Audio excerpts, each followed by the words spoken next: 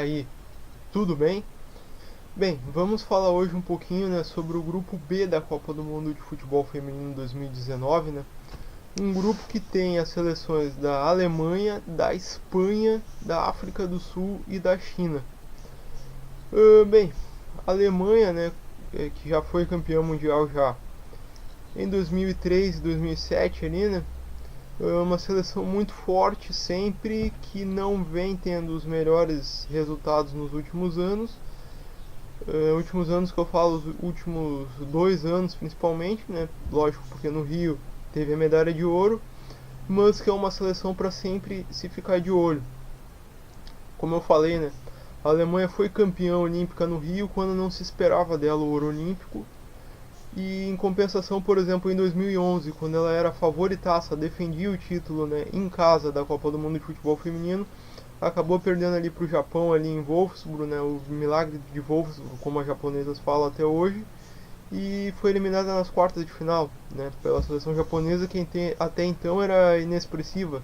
Acabou se sagrando campeão ali, mas até então não tinha grandes resultados.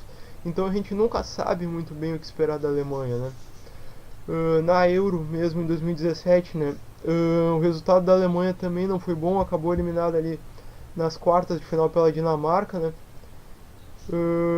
Então fica realmente difícil de saber o que nós podemos esperar da Alemanha nesse Mundial Feminino. Uh, a gente sabe, né, que a Alemanha tem jogadoras de qualidade. A Maroznan, que para muitos é a melhor jogadora do planeta, por exemplo, está no elenco da Alemanha. Tem a Gosling, tem a Pop, que é artilheira.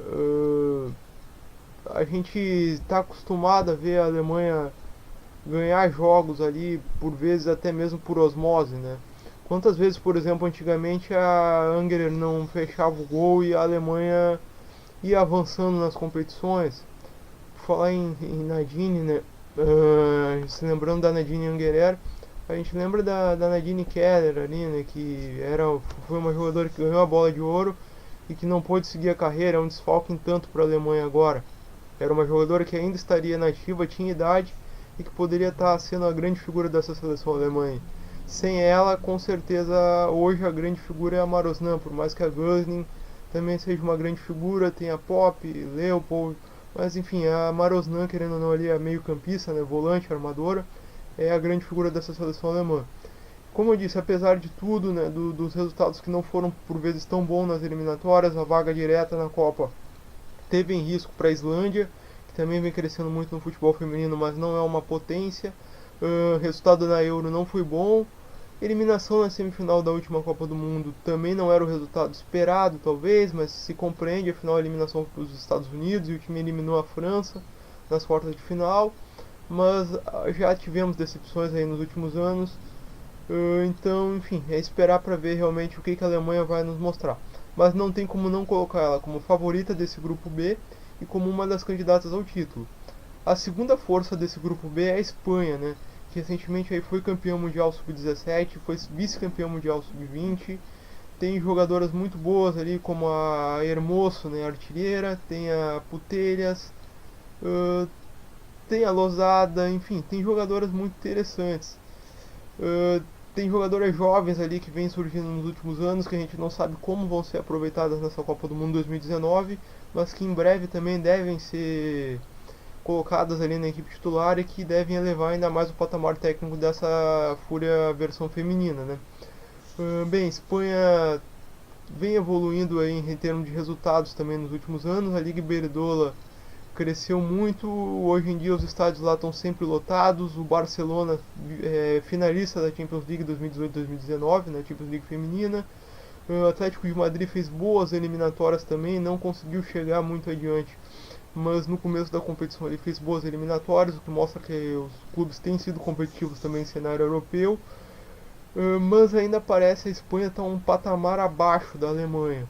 A Espanha que bateu a seleção brasileira no amistoso recente, mas ainda parece estar da Alemanha um patamar abaixo.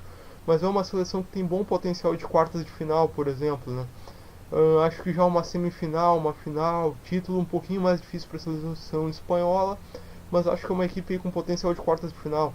deve tentar incomodar a Alemanha ali na primeira colocação, né, no confronto direto que ocorre na segunda rodada, mas creio que Espanha e Alemanha vão chegar ali nas oitavas de final com certeza e são boas candidatas aí para quartas de final. As outras duas seleções do grupo, né, a África do Sul. A África do Sul é uma seleção que se organiza muito bem taticamente em campo desde que a Vera Paul treinou lá. Quem não se lembra ali da África do Sul no Rio arrancando empate do Brasil, por exemplo, nos Jogos Olímpicos do Rio. A África do Sul e China estiveram inclusive na chave do Brasil e da Suécia na Olimpíada do Rio, né? Não conseguiram ali bons resultados, mas são duas seleções que se conhecem, né? A China foi potência no século, entre o final do século passado e o começo desse, a China foi uma potência.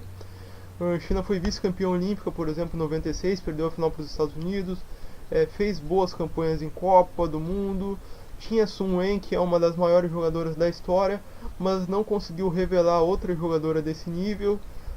Tem revelado algumas boas jogadoras, consegue se manter forte no cenário asiático, mas perdeu hype na comparação com o Japão, por exemplo, que foi campeão do mundo recentemente, foi vice-campeão do mundo em 2015 na última Copa, foi vice-campeão olímpico em 2012 ali em Londres, né? Ganhou o Mundial da Alemanha em 2011. Entre 2011 e 2015 o Japão fez competições muito boas, num período justamente de queda da China, que teve também a ascensão da Coreia do Norte, a ascensão da Coreia do Sul, da Tailândia, enfim. Mas a China ainda é uma seleção que tem um nível relativamente bom. Eu creio que a África do Sul e China vão entregar bons jogos contra Espanha e Alemanha, não vão ser adversários tão facilmente batidos, e devem disputar no confronto direto a terceira colocação, com possibilidade de uma das duas pelo menos avançar como terceira colocada ali, como uma das melhores terceiras colocadas. Boas possibilidades até de sair desse grupo um terceiro colocado, quem sabe. Vamos aguardar aí para ver como é que vão ser realmente os jogos. Fica aí o nosso abraço aí para você que assistiu o vídeo, nosso pedido pelo seu like, pelo seu comentário, pela sua inscrição no canal. É assim que a gente vai poder estar trazendo aí conteúdo sobre a Copa do Mundo de futebol feminino, sobre o futebol feminino de uma maneira geral. Se vocês gostam do futebol feminino, apoia aqui o canal que nós vamos estar procurando trazer o conteúdo. Falou? Até a próxima!